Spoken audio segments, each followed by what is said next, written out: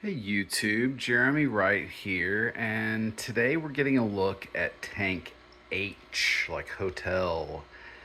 This is a 30 something gallon, roughly cube aquarium. So it's like the width of my forearm, the height of my forearm, the depth front to back of my forearm.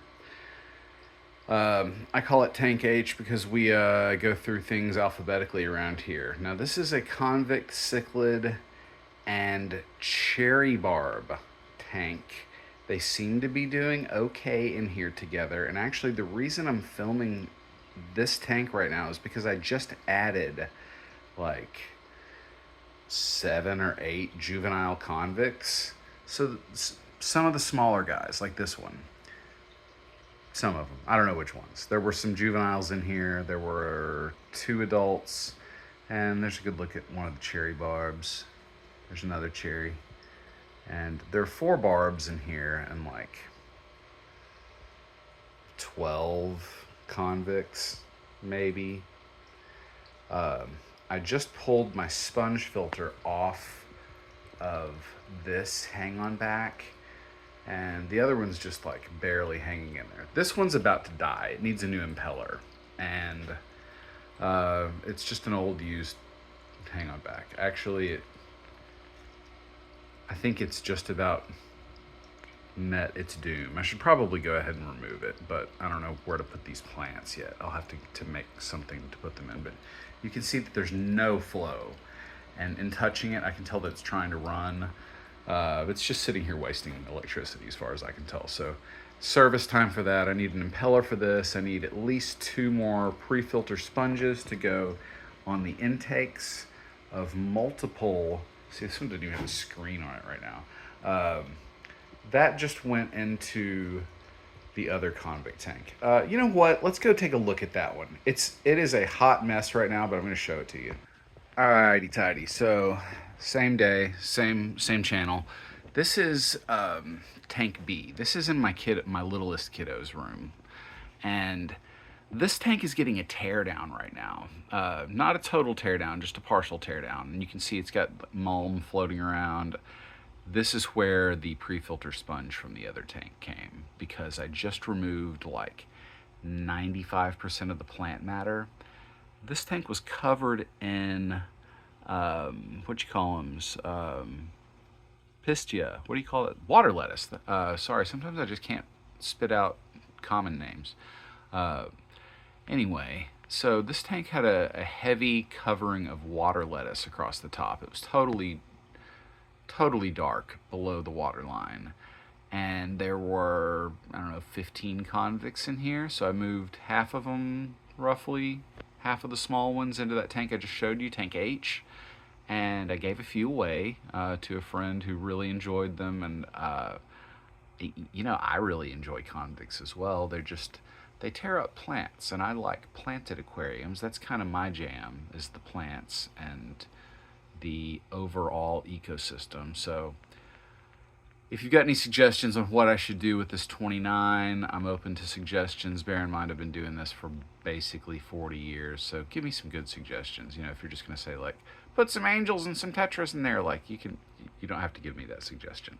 If you've got something cool, let me know. Something interesting. If you're breeding something interesting, let me know. I'll try to support you. Otherwise, I think we're going to bail on this tank. I just wanted to show you, this is where some of the convicts are coming out of. I've got 3 convict tanks. There's another one that has polar white juveniles in it. I'm keeping them separate. They were born here, but we're keeping the polar blues and the convicts that are just kind of plain Jane with themselves. So we're going to hop back over to the other tank and get a look at it. Okay, hoppity skippity, we're back. So back to tank H and its area. So this is my foyer, and I like having plants in aquariums in my foyer. That's just my thing. Kind of like the plants in the aquariums is my jam. The plants in the foyer, that's also it.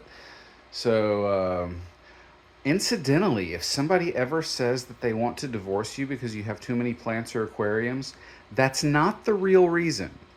Took me a while to figure that out. But that's not the real reason. They have ulterior motives. That's a secret. Don't tell anybody. And don't say anything about that in the comments section. Let's just talk about fish and plants. That was a joke. So, let's jump back into this. So, what's going on in this tank right now?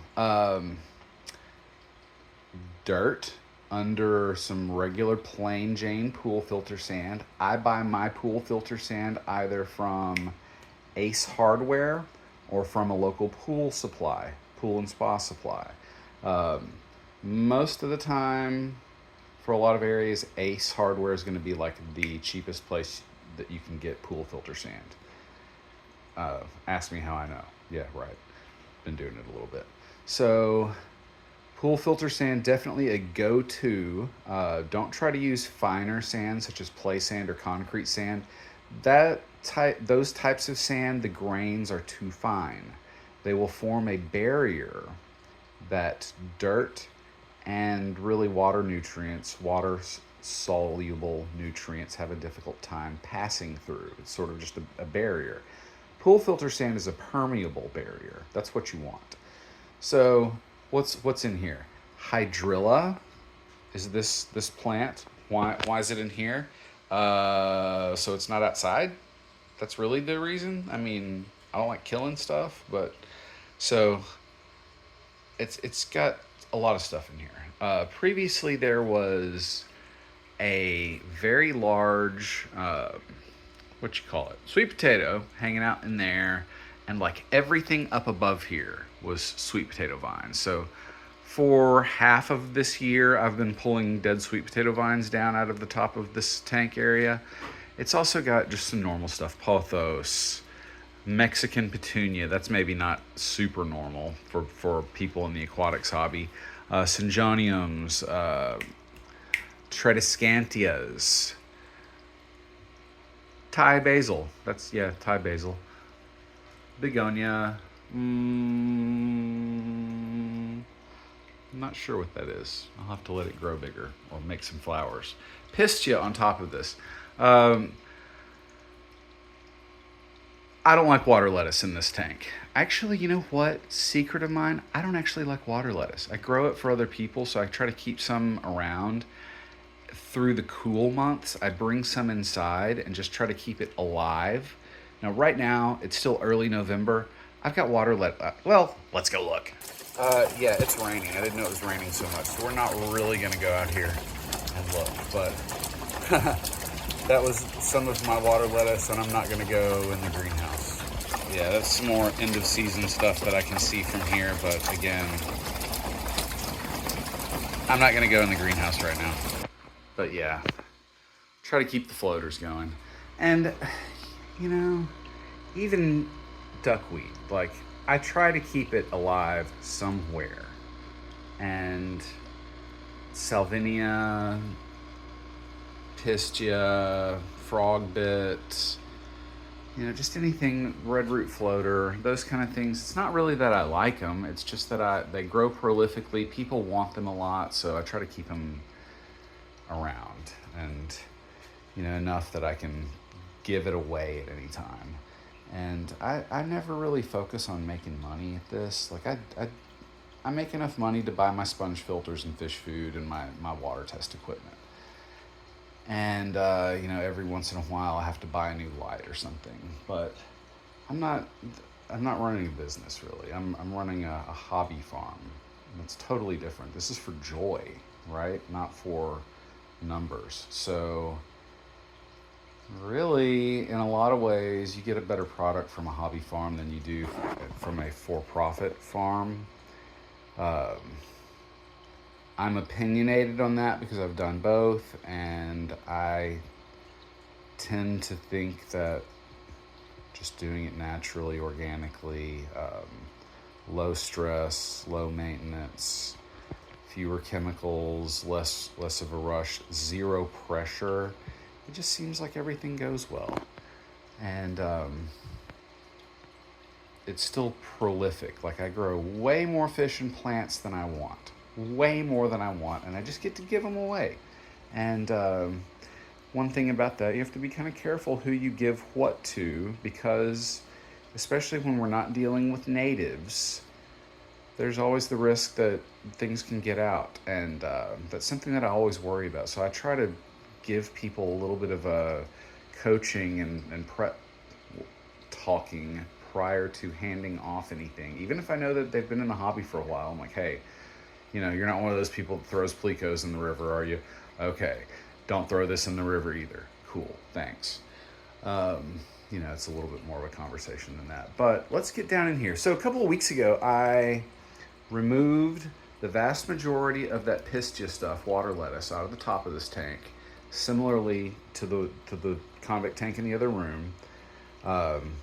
Convicts won't generally destroy water lettuce. Also, they tend to have a tough time destroying hydrilla. Now, if you've seen some of my other videos on water weeds, you would know that hydrilla is the Asian waterweed. It's in a different genus than the American or African waterweeds. And hydrilla is a problem, especially here in Arkansas. We're in a humid subtropical environment. This stuff just grows in the local lakes, and it utterly clogs things up to the point that the local water company has been poisoning our water supply to try and kill hydrilla. It's asinine, but that's what they do. So I've sort of been at odds with Central Arkansas Water, the Arkansas Game and Fish, and the Arkansas Heritage Commission separately for a long time. Looks like Pixel 7's getting hot, so we're going to cut it here. You guys have a good evening. Give me some comments, like, subscribe. I'll catch you soon.